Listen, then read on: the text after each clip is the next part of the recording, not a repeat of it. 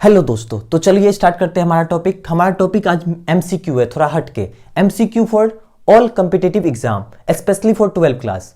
तो number 1 question, Widal test is done to confirm typhoid, malaria, dengue, none of this.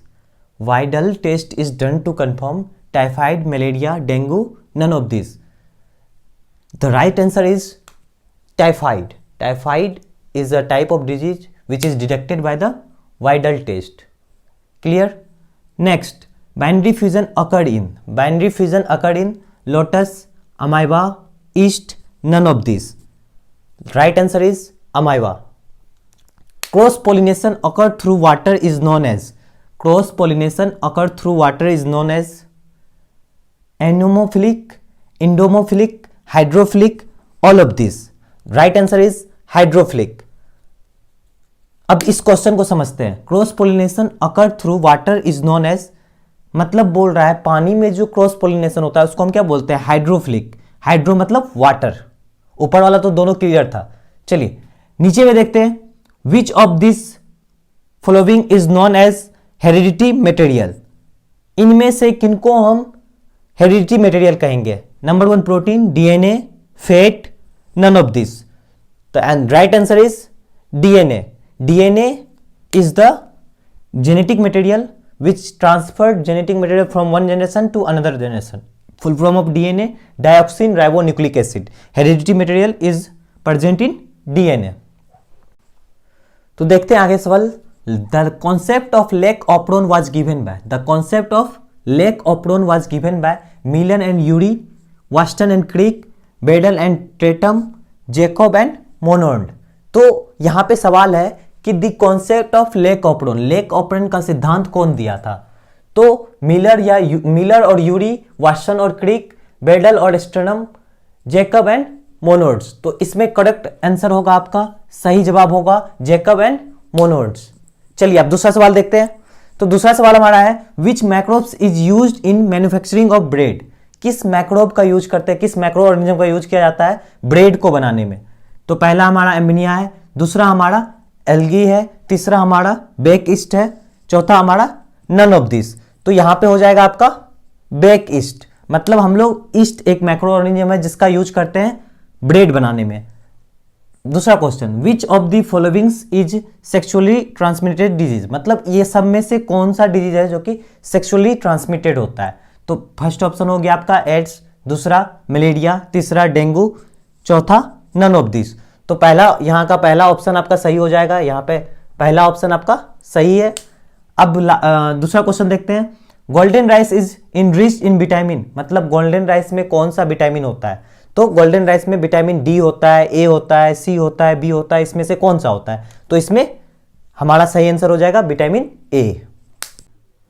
तो आज हमारा topic of discussion रहेगा कि किस तरह से प्लांट या फिर एनिमल हम बोले दोनों एक दूसरे से डिफरेंस है. चलिए हम लोग समझते हैं इस एग्जांपल के थ्रू कि प्लांट और एनिमल में क्या डिफरेंस है. देखिए कि सबसे पहला बात है कि प्लांट और एनिमल जो होता है वो दोनों सेल से बने हुए हैं, है कि नहीं? अब समझते हैं इस बात को कि प्लांट और एनिमल में क्या डिफरेंस है. हमको पता है कि दोनों सेल से बने हुए हैं. हम लास्ट क्लास में आप लोग को बताएं कि प्लांट और एनिमल दोनों सेल से बने हुए होते हैं और इस दोनों में बस एक ही डिफरेंस होता है, इसके सेल में अंतर होना. तो पहले हम बताए थे कि प्लांट का जो सेल होता है उसमें जो सेल वाल होता है वो डिफरेंस है, और एनिमल का जो सेल होता है उसमें सेल मेम्ब्रेन होता है, सेल वाल नहीं होता है. तो ये बेसिक डिफरेंस है दोनों के बीच का. इस चीज़ को समझते हैं हम लोग. इस वीडियो में हम लोग देखेंगे कि किस तरह से ये दोनों में बीच में डिफरेंस है. सब कुछ को समझेंगे ध्यान से. चलिए स्टार्ट करते हैं अपना वीडियो बिना किसी टाइम वेस्ट किए हुए. चलिए शुरू करते हैं अपना वीडियो. तो ये वीडियो जो है वो सिर्फ एजुकेशनल वैल्यू के लिए दिया जा रहा है फॉर ऑल कॉम्पिटिटिव एग्जाम. तो चलिए स्टार्ट करते हैं अपने वीडियो को. चलिए समझते हैं किस तरह से ये सारा चीज़ हो रहा है. चलिए देखते हैं, अपने बात को समझते हैं. चलिए तो 9वां नंबर सवाल है हमारा, which of this followings fix atmospheric pressure. Algae, cyanobacteria, plant, none of this. मतलब कह रहा है कि इन सब में से कौन सा मैक्रो ऑर्गेनिज्म है जो कि एटमॉस्फेरिक नाइट्रोजन को फिक्स करता है. तो इसमें आपका आंसर हो जाएगा साइनोबैक्टीरिया. अब देखते हैं दूसरा सवाल. PCR is used in. PCR एक तरह का टेस्ट है जिसका यूज किया जाता है. Number 1 option, amplification of protein, amplification of DNA, amplification of enzyme. तो इसमें हमारा सही आंसर हो जाएगा एम्प्लीफिकेशन ऑफ डीएनए। डीएनए को जानने के लिए हम पीसीआर रिपोर्ट का यूज करते हैं। The term ecosystem was coined by, ecosystem जो टर्म है, जो वर्ड है, वो कौन दिया? तो उसका ऑप्शन आपका है Morgan, A G Tansley, landmark, none. तो इसमें हमारा हो जाएगा B number, A G Tansley. Second question, 12 number question, second trophic level in lake is. Second, देखिए जो लेक होता है उसमें 3 लेयर होते हैं, तो सेकेंड जो लेयर है उसको हम क्या बोलते हैं? Zooplanktons, phytoplanktons, both A and B, D number none. तो यहां पे हो जाएगा फाइटोप्लैंक्टन्स।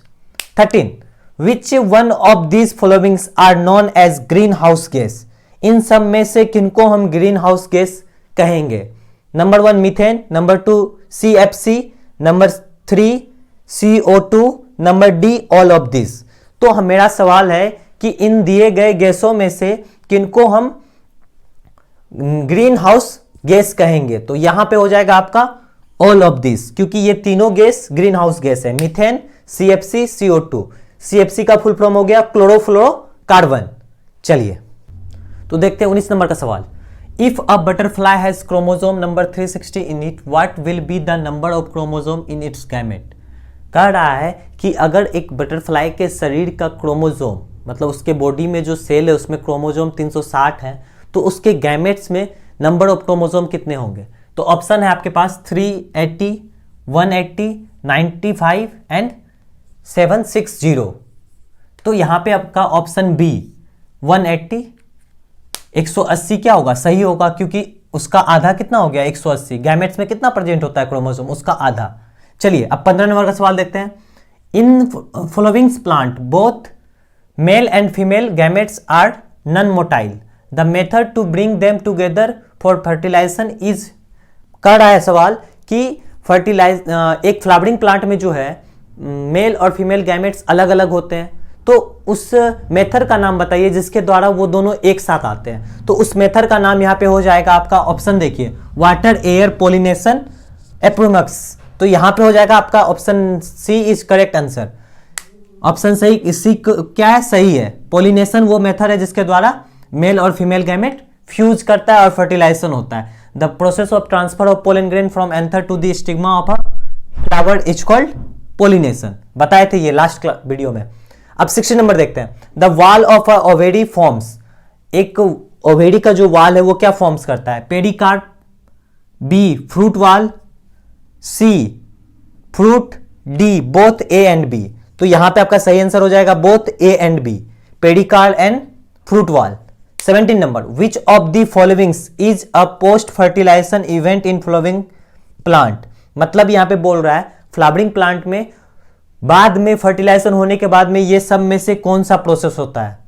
तो transfer of pollen grain, embryo development, formation of flower. तो इसमें आपका ऑप्शन बी सही हो जाएगा, एम्ब्रियो डेवलपमेंट। आपको बताए थे जब जैकोट बनता है तो जैकोट धीरे धीरे किसमें डेवलप होता है? एम्ब्रियो में डेवलप होता है।